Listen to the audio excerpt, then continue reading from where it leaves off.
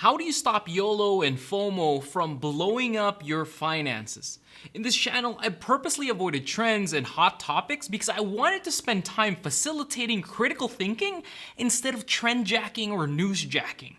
I avoided jumping into the whole GameStop fiasco. I also don't talk about crypto, whether that's Bitcoin or Ethereum or Dogecoin.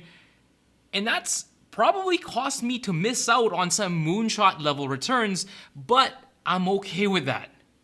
See, it's probably because I'm a 29-year-old boomer, but there are some real financial planning and preparedness lessons from this, so stay tuned for insights that'll help you become more aware. That way you can take control of your money. Does not possess me.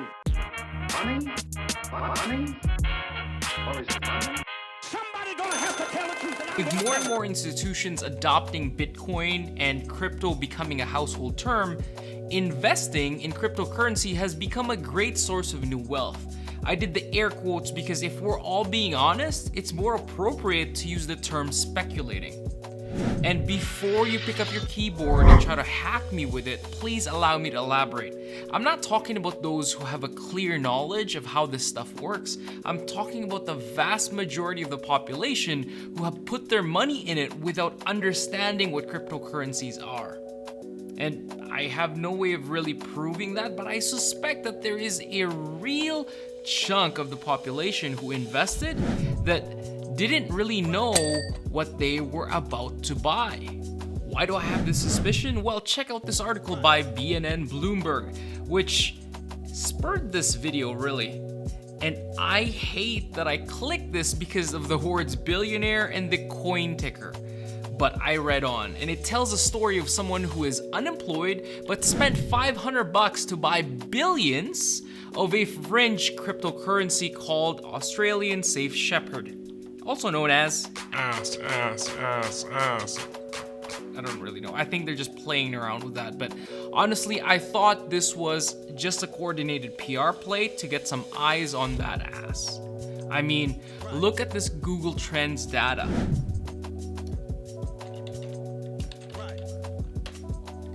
There was practically no search or search data for this until Bloomberg, Business Insider, TechCrunch, and a bunch of other publications picked it up from smaller blog sites. But this news article does highlight a few things.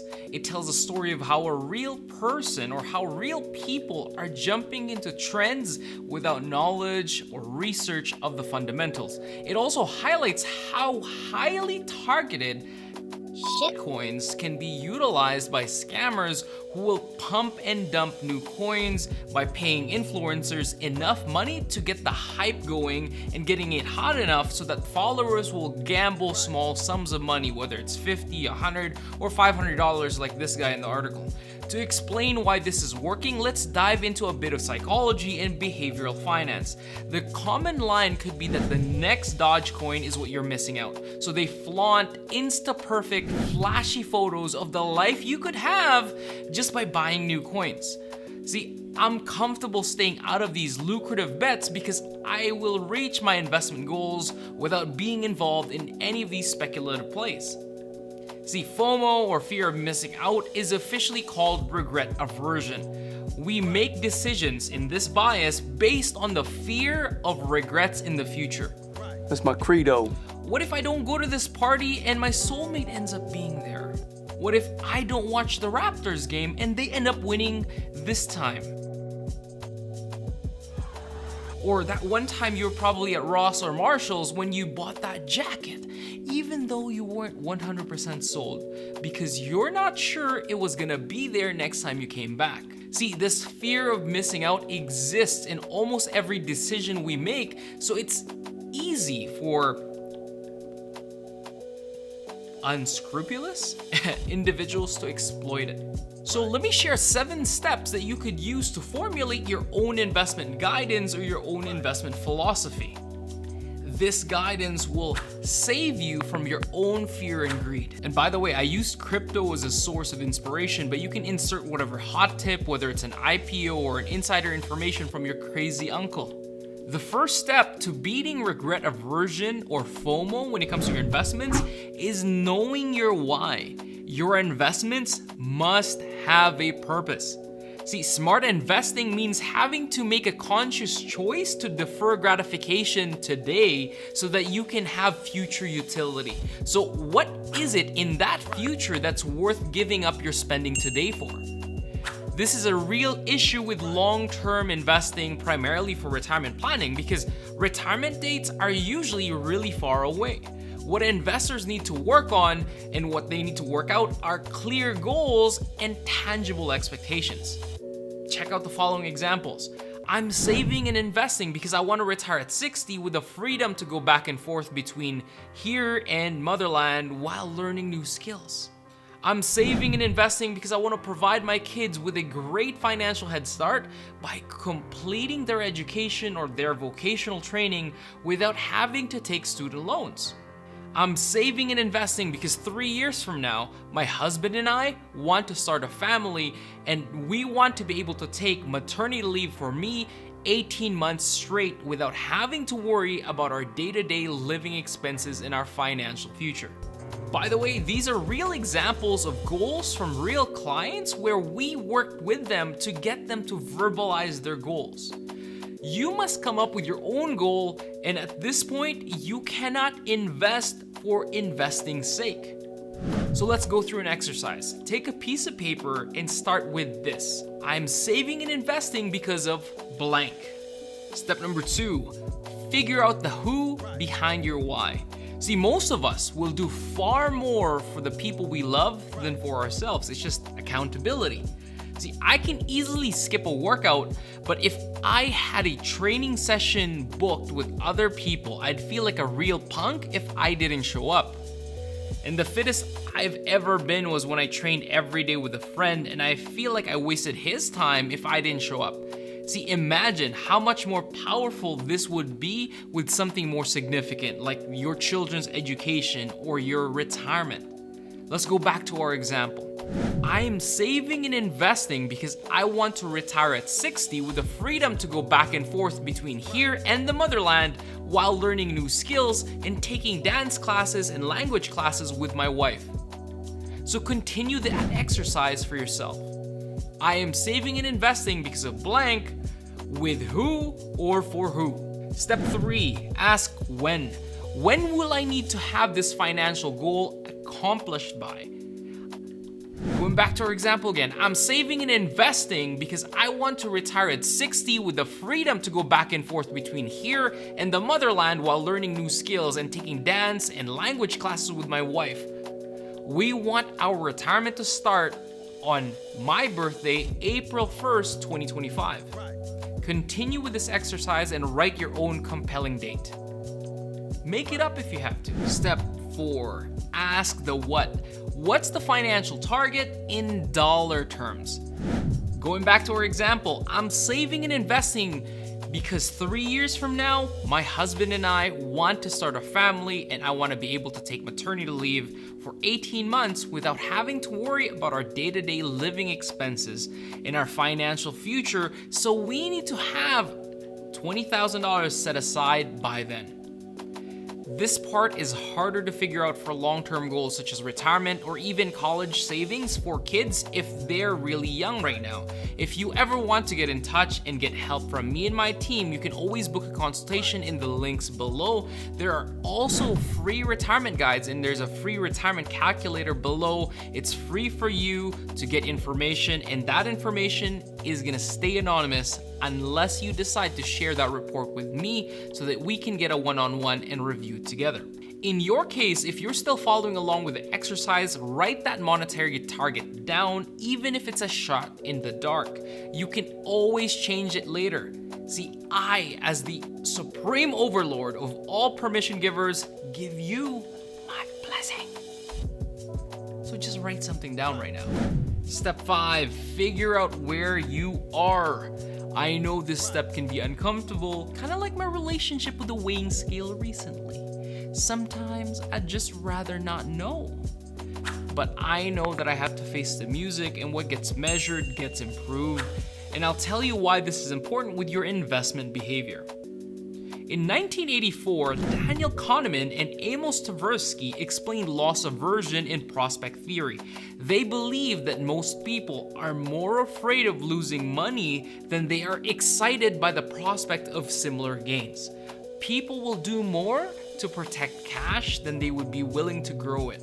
However, this loss aversion or fear of losing actually amplifies risk-taking behavior in individuals who are already in a losing situation. And going further, in 1990, Richard Thaler and Eric Johnson conducted studies that further refined that, and they published this paper, Gambling with the House Money and Trying to Break Even, the Effects of Prior Outcomes on Risky Choice.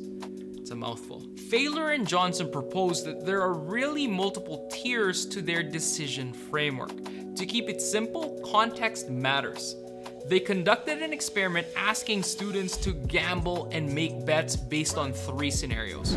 Scenario 1, they are in a position of profit, so they have house money. Scenario 2, they are in a position of loss with no chance of recovery. Third scenario, they are in a position of loss, but there is a chance to break even by taking a massive bet, which could actually further their losses. So what was the outcome? When people feel like they're ahead and they're not risking their capital, they are more likely to take risks. People who are losing with no chance of recovery or breaking even played it safe.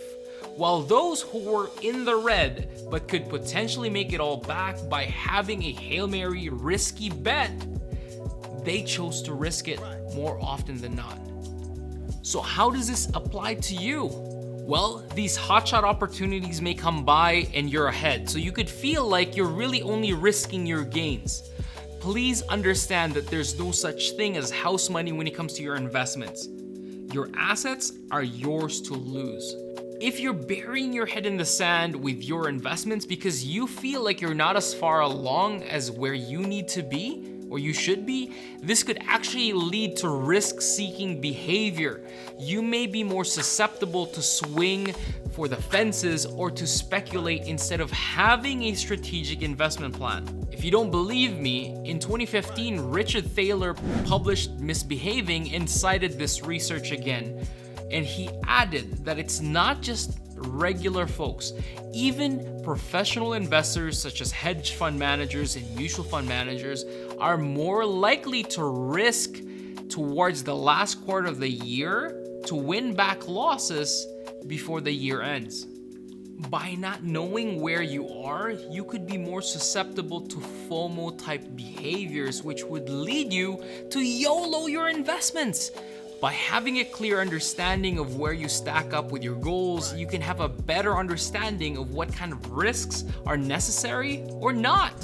Step 6, figure out the how. Based on what you believe your monetary target to be and where you are now, figure out how much you need to set aside every month and how much you need to earn in your investments to hit your goal. You may be surprised that with a proper plan, you may need less than you think to retire, for example. Most focus on some arbitrary return instead of understanding what kind of return they actually need. Because it's sexy to get higher returns, right? But if your financial plan gives you a high probability of reaching your goals, even with a conservative return, let's say it was 5 or 6%, why would you increase your risk and try to earn 15% or 500, which could actually lead you to a higher chance of permanent loss of capital? So you need to find out the minimum rate of return you need to reach your goals so you can get that going. You can use the calculators provided below for guidance. Side note here, the higher your contributions are, the more conservative you can be. Or the other way, if you want to reach your goal while contributing less, you may need to earn a higher return and take on more risk. The last step, if you were following along with our exercise, do something for me, please. Go to the bottom half of that sheet and continue the following sentence. If I failed to meet this goal, it would mean blank. If I failed to save enough money for my family for my maternity leave, for example, by the time it starts, it could mean having to go back to work sooner, and this would result in losing time with my baby that I could probably never get back. Now that you have this investment guide, read this investment philosophy every time you're tempted to jump into and gamble your money because of a YOLO type investment. Then ask yourself this question: will this gamble move you closer to your goal, or will it increase the odds of missing it? This can become your own personal investment policy that stops you from acting on impulse and committing to some stupid action. Regardless of what shiny object it is or what scheme it is, put it against this benchmark. Until next time, stay aware, take control. I love you all. Peace out.